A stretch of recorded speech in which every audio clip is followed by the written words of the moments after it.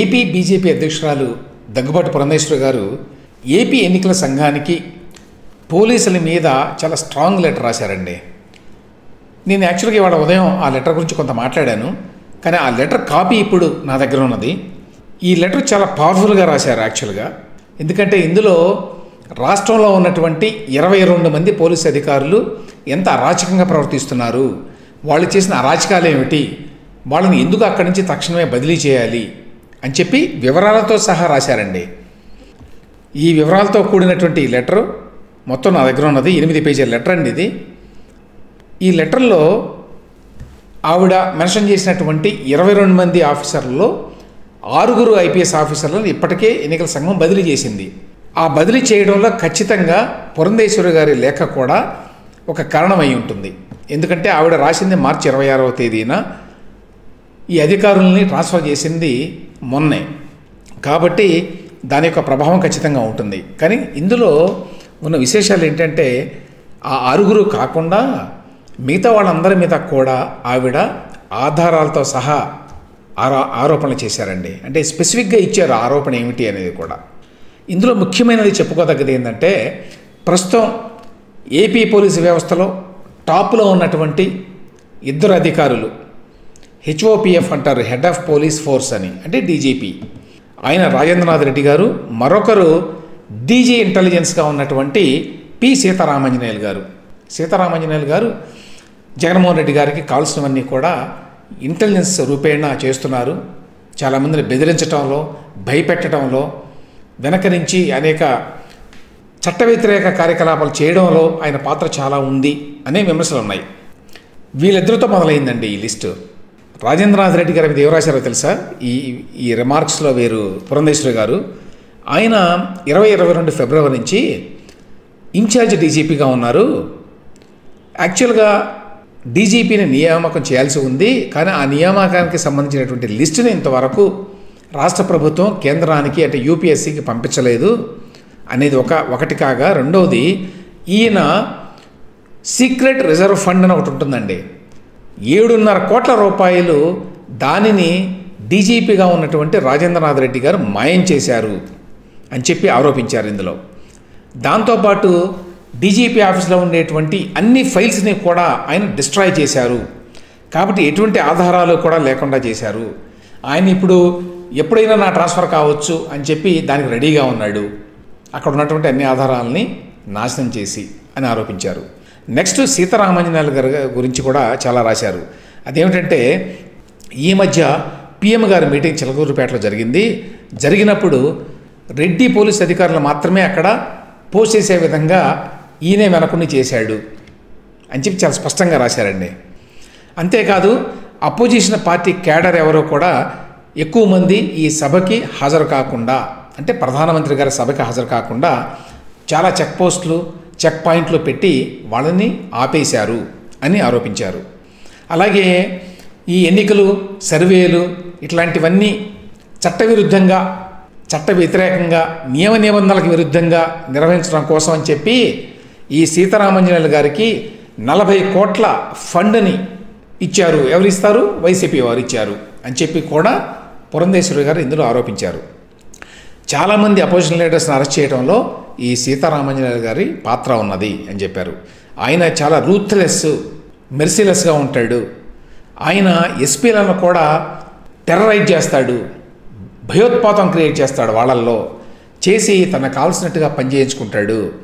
అలాగే వైఎస్ఆర్సీపీ లీడర్లు కావచ్చు, వైఎస్ఆర్సీపీ అనుకూల పోలీస్ ఆఫీసర్లు కావచ్చు, వాళ్ళు చేసేటువంటి ఇల్లీగల్ యాక్టివిటీస్ ఏవైతే ఉంటాయో వాటి మీద ఆయన అసలు దృష్టి పెట్టాడు, వాటిని పట్టించుకోడు, వాటిని పరిగణలోకి తీసుకోడు అని చెప్పి కూడా రాశారు.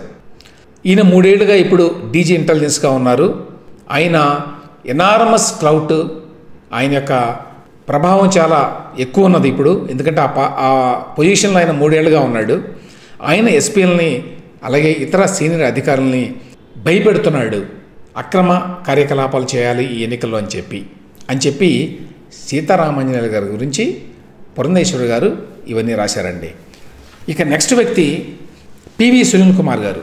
అందరికీ తెలుసు, ఈయన గతంలో సిఐడి చీఫ్గా ఉన్నాడు. ఆయన ఉన్నప్పుడే రఘురామకృష్ణరాజు గారిని ఎత్తికెళ్ళిపోవడం, కిడ్నాప్ చేయడం హైదరాబాద్ నుంచి ఇవన్నీ జరిగినాయి. ఆయన గురించి ఆయన ప్రస్తుతం డీజీ డిజాస్టర్ మేనేజ్మెంట్లో ఉన్నాడు. ఈ సునీల్ కుమార్ గారు ఆయన వైఎస్ఆర్సీపీ కోసం యాక్టివ్గా క్యాంపెయిన్ చేస్తున్నాడు. అన్ని దళితవాడల్లో తన అంబేద్కర్ ఇండియా మిషన్ అనేటువంటి ఒక సంస్థను పెట్టుకొని ఆ సంస్థ ద్వారా ఈ దళితవాడల్లో ఆయన ఈ ప్రచారం చేస్తున్నాడు వైఎస్ఆర్సీపీకి అనుకూలంగా. అలాగే ఆయన హిందూయిజానికి వ్యతిరేకంగా మాట్లాడిన మాటలు, తర్వాత బ్రిటిష్ వారి పరిపాలనే చాలా మెరుగ్గా ఉంది అనేటువంటి మాటలు, ఇట్లాంటివన్నీ కూడా అధికారికంగా ఉండి మాట్లాడారు. దాని మీద ఒక దర్యాప్తు కూడా జరుగుతోంది అధికారికంగా. అలాగే ఆయన భార్య ఆయన మీద ఒక కేసు ఫైల్ చేశారు, అది కూడా దర్యాప్తులో ఉన్నది అని చెప్పి పివి సునీల్ కుమార్ గారి గురించి పురంధేశ్వరి గారు ఈ లేఖలో, ఈ కంప్లైంట్, ఈ ఫిర్యాదులో రాశారండి. ఆ తర్వాత ప్రస్తుతం సిఐడి చీఫ్గా ఉన్నటువంటి ఎన్ సంజయ్, ఆయన మీడియా వారిని చాలా కాలంగా బెదిరిస్తున్నాడు. మీడియా సంస్థల మీద కేసులు పెడుతున్నాడు వాళ్ళని భయపెట్టడానికి. ప్రస్తుతానికి ఆయన కొంచెం లో ప్రొఫైల్ మెయింటైన్ చేస్తున్నాడు, కానీ వైఎస్ఆర్సీపీ కోసం ఏది చేయడానికైనా సరే సిఐడి చీఫ్గా ఉన్నటువంటి ఈ సంజయ్ గారు వెనుకాడాడు అని చెప్పి రాశారు. ఏసీబీ వారట ఈయన సిఐడి చీఫ్ అండి, కానీ ఏసీబీ వారు ఈయన మరి లంచం తీసుకున్నారని చెప్పి వాళ్ళు కనుగొన్నారట. అందువల్ల ఈయన వారికి లోబడి వారికి ఏది కావాలంటే అది చేస్తాడు అని కూడా పురంధేశ్వరి గారు ఈ లేఖలో ఆరోపించారండి. అంటే వీళ్ళంతా ట్రాన్స్ఫర్ చేయాల్సిన వారు, తక్షణమే వీళ్ళందరినీ బదిలీ చేయాలని చెప్తున్నారు. ఇక మరొక ఇంపార్టెంట్ పర్సనాలిటీ కె రఘురామరెడ్డి గారు. ఈయన ఐజీ విజిలెన్స్ అండ్ ఎన్ఫోర్స్మెంట్. ఈయనకి తెలుసు అందరికీ, ఈయన చంద్రబాబు నాయుడు గారి అరెస్ట్లో ప్రధాన పాత్ర వహించారు. ఆయనకి స్వీపింగ్ పవర్స్ ఇచ్చారు ఇప్పుడు రైడ్స్ అవి చేయడానికి ఈ మధ్యకాలంలోనే అని చెప్పి రాశారు పురంధేశ్వరి గారు. అలాగే 32 కోట్ల రూపాయల ఫండ్స్ ఇచ్చారు ఈయనకి, ఈయన కార్యకలాపాలన్నీ చేయడానికి అన్నమాట. అంటే జగన్మోహన్ రెడ్డి గారికి, వైకాపాకి ఎవరైతే పడారో, ఎవరైతే ప్రత్యర్థులు ఉన్నారో, రాజకీయ ప్రత్యర్థులు, వాళ్ళందరి మీద ఏదో కేసులు పెట్టి, వ్యాపార రీత్యానో మరొక రీత్యానో కేసులు పెట్టి వాళ్ళని ఇబ్బంది పెట్టడం కోసం అని చెప్పి ఇన్ని నియోగిస్తున్నారు. ఇందుకోసం 32 కోట్ల రూపాయలు ఆయనకి కేటాయించారు డబ్బు అని కూడా రాశారు.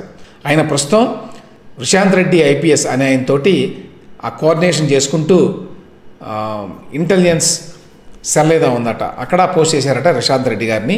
ఆయనతో కోఆర్డినేట్ చేసుకుంటూ ఈయన టెలిఫోన్ ట్యాపింగ్ లాంటి కార్యక్రమాలు కూడా చేస్తున్నారు వీళ్ళు అని ఆరోపించారండి. దాని ద్వారానే వారు ఈ ప్రత్యర్థుల మీద ఈ దాడులు చేయడం ఇట్లాంటివన్నీ చేస్తున్నారు. ఎట్లయితే తెలంగాణలో జరిగిందో గతంలో అదే విధంగా అన్నమాట.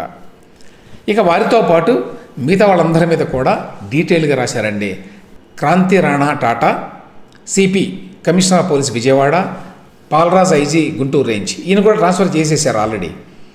ఈయన గురించి ఏం రాశారండి, ఆయన ఈ మధ్య పిఎం గారు మీటింగ్ పెట్టారు కదా చిలకలూరుపేటలో, ఆ రేంజ్కి ఈయన ఇన్స్పెక్టర్ జనరల్, ఆయన డీజీ ఇంటెలిజెన్స్ అంటే మన సీతారామాంజనేయులు గారు, వీరు ఎస్పీ రవిశంకర్ రెడ్డి గారు, అలాగే మరో ఎస్పీ పరమేశ్వర్ రెడ్డి గారు, మరో ఎస్పీ తిరుమలేశ్వర్ రెడ్డి గారు, వీళ్ళందరూ కలిసి ప్రధానమంత్రి గారి మీటింగ్ సక్రమంగా జరగకుండా వీళ్ళు కుట్ర పన్నారు అని చెప్పి రాశారు. ఆ కుట్ర పన్నడంలో ఈ పాలరాజు గారు ఉన్నారు ప్రధాన పాత్ర. ఈయన hard core YSRCP follower and very tactical అని కూడా రాశారు. ఈయన వైఎస్ఆర్సీపీ కోసం ఏమైనా చేస్తాడు అని రాశారు. ఈ పాలరాజు గారిని ఇప్పుడు ట్రాన్స్ఫర్ చేశారండి ఈ పురంధేశ్వరి గారి కంప్లైంట్ తర్వాత. అలాగే ఇంకా మిగతా వాళ్ళు విశాల్ గున్ని, విజయారావు, అమ్మిరెడ్డి, అంబురాజన్, ఇందులో కొంతమందిని ఆల్రెడీ ట్రాన్స్ఫర్ చేశారు. అందులో అంబురాజన్ గారు ఉన్నారు. ప్రశాంత్ రెడ్డి ఈయన పేరు చాలాసార్లు వచ్చిందండి. పరమేశ్వర్ రెడ్డి ఈయన ఆల్రెడీ ట్రాన్స్ఫర్ చేశారు. రవిశంకర్ రెడ్డి ఈయన ఆల్రెడీ ట్రాన్స్ఫర్ చేశారు. ఫకీరప్ప, జి కృష్ణకాంత్, సిద్ధార్థ కౌశల్, రఘువీరారెడ్డి, జాషువా ఈయన ఆల్రెడీ ట్రాన్స్ఫర్ చేశారు. తిరుమలేశ్వర్ రెడ్డి నెల్లూరు ఎస్పీ ఈయన కూడా బదిలీ చేశారు. రాధిక ఐపీఎస్, ఇప్పుడు వీళ్ళ గురించి ఎంత డీటెయిల్గా రాశారంటే, ఉదాహరణకి రాధిక ఐపీఎస్ తీసుకోండి, ఆవిడ శ్రీకాకుళం ఎస్పీగా ఉన్నారు. ఆవిడ అచ్చెన్నాయుడు గారిని ఎట్టి పరిస్థితుల్లో ఓడించాలి అనేటువంటి బాధ్యతని ఆవిడకి అప్పచెప్పారు అధికార పార్టీ వాళ్ళు చెప్తున్నారు పురంధేశ్వర్ గారే. అలాగే ఆనందరెడ్డి అని చెప్పి ఎస్పీ నాన్ క్యాడరాట్, ఈయన అంటే ప్రమోటీ అన్నమాట. ఈయన 2 సార్లు ఈయనకి ప్రమోషన్లు ఇచ్చారు, ఎందుకు ఎస్పీ క్యాడర్కి రావడానికి అన్నమాట. విజయసాయిరెడ్డి గారి శిష్యుడు అన్నమాట ఈయన, ఈ ఆనందరెడ్డి గారు. ఆయన్ని ఇప్పటికీ విశాఖపట్నంలో 3 సంవత్సరాల పాటు ఉన్నట్టు ఈయన. ప్రస్తుతం ఆయన ఇంటెలిజెన్స్లో వేశారట ఆయన్ని, మళ్ళీ ఇప్పుడు విశాఖపట్నానికి వేసుకున్నారు. అంటే ఇదంతా ఉద్దేశపూర్వకంగా కావాలనే చేశారు అని ఇట్లా ప్రతి ఒక్క వ్యక్తి గురించి, ప్రతి ఒక్క ఎస్పీ గురించి, ఇతర ఐపీఎస్ అధికారుల గురించి చాలా వివరణాత్మకంగా పురంధేశ్వరి గారు ఎన్నికల సంఘానికి లేఖ రాశారండి. కాబట్టి దీని వెనక ఎంత కథ ఉన్నది అని మనకు తెలిసింది. మరి పురంధేశ్వరి గారు ఈ సమాచారాన్ని అంతా సంపాదించి రాజేంద్రనాథ్ రెడ్డి గారిని, సీతారామాంజనేయులు గారిని, పివి సునీల్ కుమార్ గారిని, ఎన్ సంజయ్ గారిని, కె రఘురామరెడ్డి గారిని, అందరూ కూడా కీలకమైన వ్యక్తులు వీళ్ళు 5. మిగతా వాళ్ళంతా కూడా కీలకమైన వ్యక్తులే, కానీ వీళ్ళు టాప్ పొజిషన్స్లో ఉన్నారు పోలీసులో, టాప్ బ్రాస్ అన్నమాట వీళ్ళు. వీళ్ళను కూడా బదిలీ చేయాలి అని చెప్పి ఆవిడ డిమాండ్ చేశారు. ఆవిడ చెప్పారు లెటర్లో, నేను ఇక్కడ అన్ని డీటెయిల్స్ కూడా ఇస్తున్నాను, అన్ని వివరాలు ఇస్తున్నాను, ఎందుకు వీళ్ళని ట్రాన్స్ఫర్ చేయాలి, వీళ్ళ మీద ఉన్నటువంటి ఆరోపణలు ఏంటి, అవన్నీ మీరు చెక్ చేసుకోవచ్చు అని చెప్పి ఇచ్చారు. సో ఈ నేపథ్యంలో ఆవిడ రాజేంద్రనాథ్ రెడ్డి గారు 7.5 కోట్లు, సీతారామాంజనేయులు గారికి ఏమో 40 కోట్లు, అలా వీళ్ళు డబ్బులు ఇచ్చి మరీ చాలా పనులు చేయిస్తున్నారు వైసీపీ వాళ్ళని చెప్పారు. ఇక్కడ రఘురామరెడ్డి గారికి కూడా 32 కోట్ల రూపాయలు ఇచ్చారు. ఇది ప్రత్యర్థుల మీద దాడులు చేయడానికి, వాళ్ళ మీద కేసులు పెట్టడానికి, వాళ్ళని హెరాస్ చేయడానికి అని. సో దీని మీద ఎన్నికల సంఘం ఎట్లాంటి చర్యలు తీసుకుంటుంది అనేది ఇప్పుడు చూడాలండి మనం.